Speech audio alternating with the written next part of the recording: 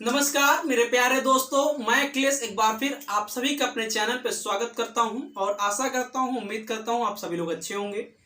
मेरे प्यारे दोस्तों, आज का जो हमारा टॉपिक है राज्यपाल है, भाग 6 के अंतर्गत आता है। आप सभी को पता होगा, जिन प्यारे बच्चों को नहीं पता है उन सभी को बताना चाहूंगा कि जो पिछला जो भाग चल रहा था भाग 5, जहां पे अभी हमने हाल ही में कंप्लीट किया है सर्वोच्चतम न्यायालय का टॉपिक, उसके आगे हम आज के भाग 6 में पढ़ेंगे राज्यपाल। राज्यपाल को विस्तार से चर्चा करेंगे, जानेंगे, लेकिन उसके पहले एक महत्वपूर्ण सूचना आप सभी के लिए कि आरओ का प्रैक्टिस बैच स्टार्ट हो चुका है। जिन भी बच्चों को प्रैक्टिस बैच ज्वाइन करना है तो उन सभी को बता दूं, उसमें 15 स्पीड टेस्ट आपको दिए जाएंगे। प्रत्येक स्पीड टेस्ट में 150 क्वेश्चन होंगे। देखो, आरओ के एग्जाम में कितने क्वेश्चन होते हैं? 140 क्वेश्चन। जीएस की मैं बात कर रहा हूँ, ठीक है, 140 क्वेश्चन होते हैं और 60 क्वेश्चन किसके होते हैं? हिंदी के होते हैं, ठीक है। हिंदी की भी तैयारी करा दी जाएगी आपको, मैं बताऊंगा कैसे करना उसके लिए, ठीक है। लेकिन जो जीएस है उसमें मैंने क्या किया, ईच स्पीड टेस्ट यानी प्रत्येक स्पीड टेस्ट में मैंने 150 क्वेश्चन रखे। इसके पीछे जो 10 क्वेश्चन एक्स्ट्रा रखे हैं, इसके पीछे एक लॉजिक है। सिर्फ लॉजिक ये है कि टाइम मैनेजमेंट कैसे करना। आप अपने घर पे बैठ के अगर 2 घंटे में 150 क्वेश्चन कर रहे हो तो डेफिनेट है तुम्हारे अंदर एग्जाम हॉल में चाहे जितना भी प्रेशर होगा फिर भी वहां पे 140 तुम अटेम्प्ट कर लोगे। तो मेरा एक ही उद्देश्य था कि बच्चों का जो टाइम मैनेजमेंट गड़बड़ा जाता है, जो कहते हैं कि मेरा अगर टाइम मेरे पास होता तो मैं कह लेता, टाइम मैनेजमेंट नहीं पाए, तो उसके लिए आज ही से तुम प्रैक्टिस करो ना कि मुझे 150 करने, तो वहां पे 140 जाहिर सी बात हो जाएगी। इसलिए मैंने 140 क्वेश्चन की जगह पे 150 क्वेश्चन रखे, ठीक, पहली बात। दूसरी बात, जो आपको 15 स्पीड टेस्ट है उसमें से 11 स्पीड टेस्ट क्या होंगे? जीएस के होंगे, 3 करंट अफेयर्स के होंगे और एक जो होगा आपका यूपी स्पेशल का, ठीक है। तो इस तरीके से कुछ आपका आरओ का प्रैक्टिस बैच स्टार्ट किया गया है। जिन भी बच्चों को ज्वाइन करना, नीचे कमेंट सेक्शन में पूछ सकते हैं, उनके बारे में विस्तार से उनको जानकारी दी जाएगी, ठीक है। अब क्यों अभी से ज्वाइन करो, इसका भी मैं जवाब देता हूं। देखो, अगर जो बच्चे अभी से ज्वाइन कर रहे हैं उन 15 स्पीड टेस्ट को सॉल्व करने के बाद, मैं जानता हूं पहली बार में हो सकता है उतने अच्छे मार्क्स ना, लेकिन दूसरी बार में इंक्रीज होंगे, तीसरी बार में और ज्यादा इंक्रीज हो जाएंगे। मुझे लगता है कि जब तक एग्जाम होगा वो बच्चा अगर पढ़ने वाला तो 5 बार उस क्वेश्चन कर लेगा। अगर आपने 2250 क्वेश्चन को 5 बार अटेम्प्ट कर लिया तो जाहिर सी बात उनके ऑप्शन होंगे, उनको भी आप एक्सप्लेन कर पाओगे। तो इस तरीके से कहीं ना कहीं आप लगभग 10,000 क्वेश्चन का कलेक्शन कर लोगे आफ्टर एग्जाम। यानी एग्जाम के पहले अगर आपके पास 10,000 क्वेश्चन का कलेक्शन हो जाएगा तो समझ रहे हो ना भैया मैं क्या कहना चाह रहा हूं। बाकी आपकी मर्जी। चलिए, आज का जो हमारा टॉपिक है राज्यपाल, आइए जानते हैं कि राज्यपाल है क्या, इसकी क्यों आवश्यकता पड़ी, ये कहां पे होते हैं, इनके सबके बारे में चर्चा करते हैं। तो देखो, भारत का जो भाग 6 है, संविधान का जो भाग 6 है, उसके अंतर्गत बताया गया अनुच्छेद 153 से लेकर 167 तक कि प्रत्येक राज्य का एक राज्यपाल होगा, ठीक है। लेकिन एक एक्सेप्शन भी है जिसके बारे में हम चर्चा करते हैं, अभी चर्चा करेंगे, आपको बता देंगे, ठीक है, ठीक है। अनुच्छेद 153 के तहत बताया गया राज्य का राज्यपाल, यानी एक राज्य जो है उसका राज्यपाल होगा, ठीक है, अनुच्छेद 153 के तहत। उसके बाद बताया गया कि जो राज्यपाल है ये क्या है, पहले इसके बारे में चर्चा ही कर लेते हैं। तो देखो, भारत में जिस तरीके से भाग 5 के अंतर्गत राष्ट्रपति आते हैं, उसी तरीके से भाग 6 के अंतर्गत राज्य में क्या आते हैं? राज्यपाल आते हैं। जिस तरीके से राष्ट्रपति के पास पूरी की पूरी शक्तियां होती केंद्र को चलाने के लिए, उसी तरीके से राज्यपाल के पास पूरी की पूरी शक्तियां होती हैं राज्य को चलाने के लिए। यानी हम एक आम भाषा में कहें तो जिस तरीके से केंद्र में राष्ट्रपति साहब होते हैं, उसी तरीके से सेम उसी पावर के अनुसार ही क्या होते हैं? राज्यपाल होते हैं। कहां पे? राज्य में। समझ में आया? यानी हम कह सकते हैं कि जैसे कार्यपालिका, ठीक है, कार्यपालिका, विधायिका और न्यायपालिका है, उसी तरीके से ये कहां होती हैं? केंद्र में। मान लो केंद्र में, तो सेम इसी तरीके से राज्य में भी ये सारी की सारी चीजें हैं। और अनुच्छेद 53 के तहत बताया गया, तो जो कार्यपालिका है इसका संवैधानिक प्रमुख कौन होता है? राष्ट्रपति होता है। तो यहां पर भी बताया गया है अनुच्छेद 154 के तहत कि राज्य की कार्यपालिका का संवैधानिक प्रमुख गवर्नर साहब होंगे, उस राज्य के गवर्नर होंगे। यानी कि जैसे यहाँ 53 में संवैधानिक प्रमुख किसको बताया, कार्यपालिका राष्ट्रपति को, वैसे यहाँ पर 144 के तहत बताया, 154 नहीं, वहां यहाँ पर 154 के तहत बताया गया कि जो गवर्नर साहब होंगे वो क्या होंगे, राज्य की कार्यपालिका के संवैधानिक प्रमुख होंगे। समझ में आया? अब बात करते हैं ये है क्या। तो इतनी बात तो समझ में, यानी हम कह सकते हैं आम भाषा में गवर्नर कौन होता है। तो तुम ऐसे बताओ, कोई पूछे गवर्नर कौन है तो बता दो, जिस तरीके से राष्ट्रपति साहब के पास केंद्र में शक्तियां होती हैं, सेम उसी आधार पे राज्य के पास गवर्नर जो होता है उसकी वही शक्तियां होती हैं राज्य को चलाने के लिए जो केंद्र में राष्ट्रपति पास होती है। इतनी बात समझ में आई? यानी जो राष्ट्रपति की शक्तियां केंद्र में है, जो राष्ट्रपति की शक्तियां केंद्र में, वही शक्तियां राज्यपाल की कहां, राज्य में। बात खत्म। समझ में आया? बात खत्म। अब बात करते हैं अनुच्छेद 155 में बताया गया है जो राज्यपाल है उसकी नियुक्ति कैसे होती, 155 में। देखो राज्यपाल की नियुक्ति की बात करें तो चर्चा करें तो जब हमारी संविधान सभा बन रही थी, यानी जो हमारा संविधान बन रहा था, तो संविधान सभा में कई लोगों ने कहा कि जो राज्यपाल है उसका निर्वाचन हो जाए, उसकी नियुक्ति के लिए निर्वाचन हो जाए। और तो हमारे यहाँ पे निर्वाचन हो जाए तो कई लोगों ने उसका विरोध किया। अच्छा एक बात बताओ, ये निर्वाचन हमारे यहाँ पे दो ही तरीके तो हो सकते हैं, एक या तो प्रत्यक्ष हो सकता है या तो अप्रत्यक्ष हो सकता है। अब बताओ, प्रत्यक्ष निर्वाचन में मतलब जिसमें जनता वोट करे, यानी जनता वोट करे। अप्रत्यक्ष में जिसमें जनता के द्वारा चुना गया प्रतिनिधि वोट करे। ठीक है। अब बताओ, अगर केंद्र में निर्वाचन हो रहा है, उसके पहले ये बताओ केंद्र में किसी न किसी पार्टी की सरकार हो रही है कि नहीं है? जाहिर सी बात है किसी न किसी पार्टी की सरकार होगी। तो ये सत्ता दल होगा, ये सत्ता दल होगा, जिसकी सरकार वही सत्ता दल। ठीक, तो सत्ता दल वाला सोचेगा हमारी ही पार्टी अगर गवर्नर बन जाए तो हमें सब कुछ मिल जाएगा, हम जो चाहेंगे वो करेंगे। तो इस तरीके से कहीं न कहीं विपक्ष पूर्णतया क्या करेगा, इनकम्प्लीट रहेगा, पूर्णतया हताश हो जाएगा कि नहीं हो जाएगा। ठीक है। तो अगर हम संविधान चाहे प्रत्यक्ष रूप से वोटिंग हो चाहे अप्रत्यक्ष रूप से राज्यपाल के पद के लिए, कहीं न कहीं जो संविधान में चर्चा की गई थी उसमें कहीं ना कहीं क्या होगा, जो अगर राज्यपाल है अगर वो किसी भी पार्टी का बन जा रहा है तो कहीं ना कहीं संविधान का हनन हो रहा है कि नहीं हो रहा है, या कहीं ना कहीं भेदभाव को बढ़ाया जा रहा है कि नहीं बढ़ाया जा रहा है। इसलिए क्या किया गया, जो हमारे यहाँ राज्यपाल है उसको क्या किया गया, राज्यपाल के पद का निर्वाचन नहीं किया गया। तो अब अगर राज्यपाल के पद का निर्वाचन नहीं होता है, यानी निर्वाचन नहीं होता, तो इसका बनता कहां से है, तो भारत का जो राष्ट्रपति होता है, ऐसे समझो, भारत का जो राष्ट्रपति होता है, राष्ट्रपति कौन होता है, राष्ट्रपति वही क्या करता है, राज्यपाल की नियुक्ति करता है। यानी 155 के तहत भारत का राष्ट्रपति राज्यपाल की नियुक्ति करता है। तो कोई पूछा राज्यपाल का इलेक्शन होता है, भैया नहीं होता, बातें खत्म। कौन नियुक्ति करता है, राष्ट्रपति करते हैं। अब बात करते हैं अगर नियुक्ति करता है तो अगर मान लो कोई व्यक्ति बना है तो उसका कार्यकाल भी कुछ होगा। तो 156 के तहत इसका कार्यकाल क्या है, इसके बारे में जानते हैं। तो प्राय क्या है कि 5 वर्ष तक इसका कार्यकाल होता है, लेकिन ये संविधान में कहीं लिखा नहीं कि राज्यपाल का जो है कार्यकाल 5 वर्ष होता है। लिखा गया है राष्ट्रपति के प्रसाद पर्यंत, यानी जो राष्ट्रपति जब तक चाहेंगे तब तक वो रहेंगे, वरना हट जाएंगे। यानी राष्ट्रपति के प्रसाद पर्यंत, किसके भैया, राष्ट्रपति के प्रसाद पर्यंत, प्रसाद पर्यंत। देखो ऐसे लिख दिया है ना, राष्ट्रपति के प्रसाद पर्यंत, यानी गवर्नर का जो कार्यकाल होता है राष्ट्रपति के प्रसाद पर्यंत तो होता है।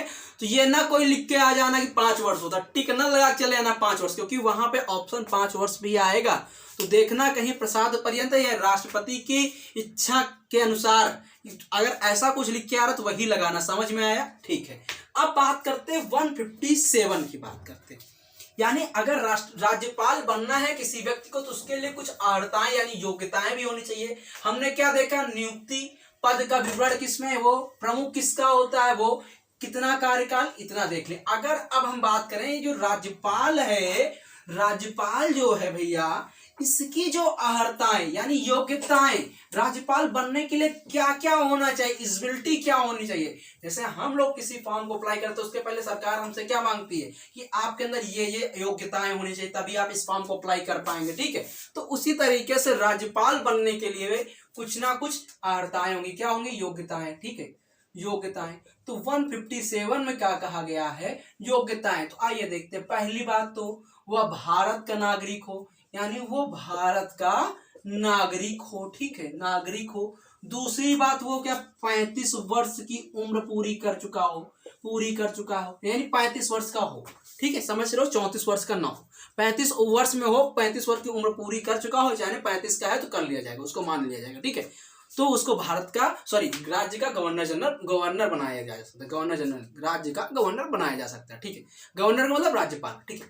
अब बात करते हैं, कुछ समय से चलता आ रहा है कि जो भी राज्य का गवर्नर की नियुक्ति होनी है वो सदस्य उस राज्य से संबंधित ना हो। जैसे मैं उत्तर प्रदेश का हूं तो मुझे उत्तर प्रदेश का गवर्नर नहीं बनाया जा सकता। क्यों नहीं बनाया जा सकता है? देखो, अगर मैं गवर्नर बनूंगा उत्तर प्रदेश का, जाहिर सी बात है मेरा बैकग्राउंड किसी ना किसी पॉलिटिकल पार्टी से होगा। अगर मैं गवर्नर बन गया तो उस पॉलिटिकल पार्टी को मैं संरक्षण दूंगा कि नहीं दूंगा? संरक्षण दूंगा तो भेदभाव होगा कि नहीं होगा? आपस में मतभेद फैलेंगे नहीं फैलेंगे? क्योंकि जो राज्यपाल होता है वो ये माना जाता है वो किसी पार्टी का है ही नहीं। तो इस तरीके से क्या होगा? संरक्षण होगा कि नहीं होगा? इस तरीके से क्या किया गया, कई वर्षों से चलता आ रहा है कि जैसे आनंदीबेन पटेल स्वतंत्रता समय की हैं, तो ये कहाँ की हैं? राजस्थान की हैं। राजस्थान और उत्तर प्रदेश में कोई रिलेशन ही नहीं, तो यहाँ से उठा के इनको यहाँ बना दिया, ठीक है, समझ में आया। तो इस तरीके से चलता आ रहा है। अब बात करते हैं, इतनी बात समझ में आई अगर, तो बात करते हैं भैया राज्यपाल की जो पद है उसकी शर्तें हैं, यानी कि शर्तें क्या है वो भी देख लो। इनकी पद की जो शर्तें हैं वो क्या है? 58 में अनुच्छेद 158 में बताई गई कि वही व्यक्ति राज्यपाल बन सकता है जो संसद के किसी भी सदन का सदस्य ना हो, संसद के किसी भी सदन का सदस्य ना हो। समझ में आया?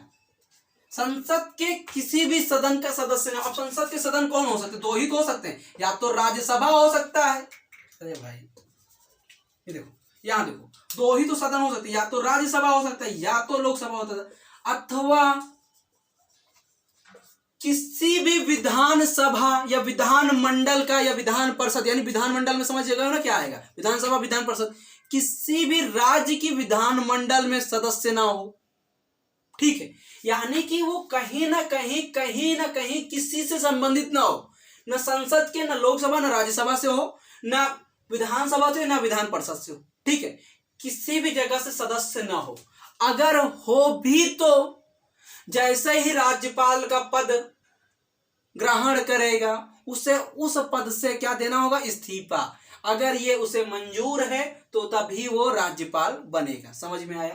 कहने का मतलब है शर्तें, मेन शर्त क्या है कि जो संसद के दोनों सदनों, सॉरी यहाँ पे लिखो दोनों सदनों, संसद के दोनों सदनों के किसी भी सदन का सदस्य ना हो, ना तो लोकसभा को ना तो राज्यसभा को, अथवा ना तो किसी भी विधान मंडल की विधान परिषद या विधानसभा का सदस्य हो।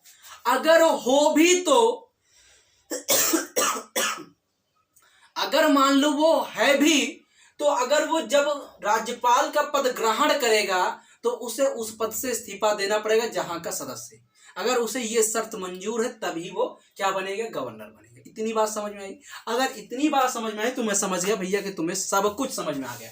बस एक और अंतिम चीज है गवर्नर के बारे में जो हमें और चर्चा करनी है, उसके बारे में हम चर्चा करते हैं। उसके बाद कंप्लीट होगा गवर्नर यानी राज्यपाल। बाकी जितने प्रमुख आर्टिकल हैं उनको मैंने पहले ही पढ़ा दिया था। इंपॉर्टेंट आर्टिकल की सीरीज जो मैंने चलाई थी जब यूट्यूब पे, जब मैंने बताया था कि इंपॉर्टेंट आर्टिकल की सीरीज चल रही है, प्लेलिस्ट उसकी भी तैयार है, आप जाएंगे प्लेलिस्ट में देखिएगा, लिखा होगा इंपॉर्टेंट आर्टिकल की सीरीज बाय अखिलेश सर, तो मिल जाएगा, तुमको देख लेना, ठीक है। तो एक अंतिम बात जो है गवर्नर की शक्तियां यानी राज्यपाल की शक्तियां जो हैं, राज्यपाल की शक्तियां हैं, राज्यपाल की जो शक्तियां हैं उनके बारे में जानते हैं।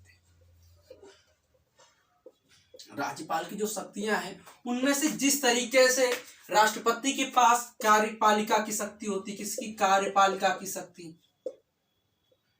ठीक है। और क्या होती? विधान पालिका की शक्ति होती है, विधान पालिका की शक्ति। ये सारी की सारी राष्ट्रपति के पास है कि नहीं है? और क्या होती है? वित्तीय शक्ति होती है कि नहीं होती है? वित्तीय शक्ति होती है कि नहीं होती है? और न्यायिक शक्ति होती है कि नहीं होती है? न्यायिक शक्ति, बोलो हाँ। अरे भाई, आर्टिकल 72 के तहत राष्ट्रपति साहब किसी की उम्र को, किसी की सजा को कम नहीं कर सकते, किसी की फांसी की सजा को माफ नहीं कर सकते आर्टिकल 72 के तहत। उसी तरीके से न्यायपालिका की जो शक्ति है, न्यायिक शक्ति है, जो गवर्नर के साहब के पास भी है। परंतु ध्यान रखना, राष्ट्रपति किसी की फांसी की सजा को पूर्णतया माफ कर सकते हैं, परंतु गवर्नर के पास यह शक्ति नहीं है कि वो किसी की फांसी की सजा को माफ कर दे। वो सिर्फ और सिर्फ किसके पास है? राष्ट्रपति के पास। ये एक्सेप्शन है। तो दोनों में अपवाद क्या है, एक्सेप्शन क्या है कि जो राष्ट्रपति है वो किसी आर्टिकल 72 का प्रयोग करके किसी की फांसी की सजा को पूर्णतया क्या कर सकता है? समाप्त कर सकता है। लेकिन गवर्नर साहब किसी की फांसी की सजा पूर्णतया समाप्त नहीं कर सकते, ये उनके अंदर शक्ति नहीं। बाकी वही प्रतिषेध, वही लघुकरण, ये जितनी भी हैं ये चल सकती हैं, वो शक्तियां निकाल सकते हैं। एक दूसरी बात है, मैंने जो शुरू में बताई थी, एक एक्सेप्शन और था। तो एक अमेंडमेंट हुआ था, 7वां अमेंडमेंट 1956 में, और इसमें बताया गया था एक ही जो गवर्नर जनरल है, एक ही जो गवर्नर जनरल निकला। देखो, कहने मतलब है 7वां संविधान संशोधन 1956 के द्वारा बताया गया कि एक राज्य का राज्यपाल दूसरे राज्य के राज्यपाल भी बन सकता है। कब बन सकता है? जब उस राज्य में राज्यपाल अनुपस्थित हो, यानी राज्यपाल पद का पद खाली हो, तब एक ही व्यक्ति क्या कर सकता है? 7वें संविधान संशोधन 1956 के द्वारा, ठीक है, इस धारा के द्वारा एक ही राज्य का गवर्नर जनरल दूसरे राज्य में क्या राज्यपाल बन सकता है, यानी एक राज्य का राज्यपाल दूसरे राज्य में भी राज्यपाल बन सकता है। 7वें संविधान संशोधन 1956 के द्वारा यह शक्ति उसके पास प्रावधान किया गया, ठीक है। बस शर्त होनी चाहिए उस जो इस राज्य का बनेगा उस राज्य में राज्यपाल की पद खाली हो, ठीक है। इतनी बात समझ में आई। तो यही था आपका राज्यपाल। भाग 6 में 153 से लेकर 163 में है। 153 में बताया गया राज्य का राज्यपाल होगा। 154 में बताया गया कि वो राज्य की कार्यपालिका का संवैधानिक प्रमुख होगा, ठीक है। 155 में उसकी नियुक्ति के बारे में बताया गया। 156 में उसकी पदावधि के बारे में बताया गया। 157 में उसकी अर्हताएं यानी योग्यताएं बताएंगे। 158 में उसकी शर्तें बताई गई, ठीक। और एक न्यायिक शक्ति के मैंने अपवाद बताया कि जो राष्ट्रपति है आर्टिकल 72 के प्रयोग करके किसी भी व्यक्ति को क्या फांसी की सजा को पूर्णतया समाप्त कर सकता है, लेकिन ये किसी के मृत्यु दंड को समाप्त नहीं कर सकता। ये शक्ति किसके पास है? राज्यपाल के पास नहीं है। किसके पास है? राष्ट्रपति के पास है। और राज्यपाल की जो नियुक्ति करता है कौन करता है? भारत का राष्ट्रपति करता है।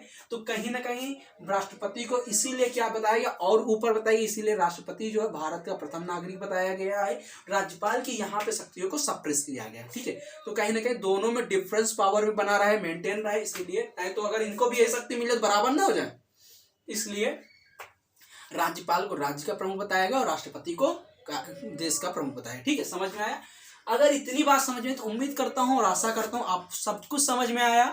अगर अच्छा लगे तो इस वीडियो को लाइक करिएगा और शेयर करिएगा। हाँ, जो अगर लग रहा है आपको कंफ्यूजन है कि देश का प्रमुख क्यों, तो मैं बता देता हूँ, वो संविधान का रक्षक माना गया न्यायपालिका को और भारत के प्रथम नागरिक है, इसलिए मैंने देश का प्रमुख कह दिया, ठीक है। हाँ, लेकिन वो होता किसका? केंद्र का प्रमुख होता है, ठीक है। चलिए, आज के लिए इतना ही। पढ़ते रहे, मुस्कुराते रहे। जय हिंद, जय भारत।